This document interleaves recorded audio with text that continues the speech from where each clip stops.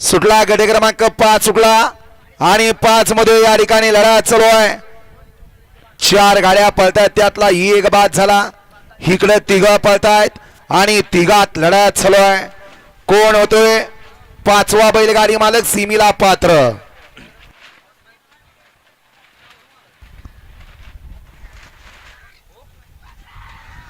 अतिशय सुंदर गट क्रमांक 5 चा निकाल।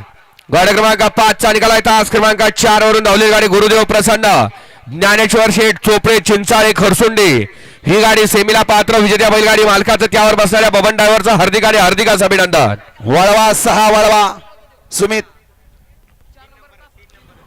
वळवा 6 वळवा 11 ते 20 चे बैलगाडी मालक गाड्या झुपाय घेतलेत का बघा। 11 ते 20 वाले गाड्या झुंपून सज्ज राहायचंय।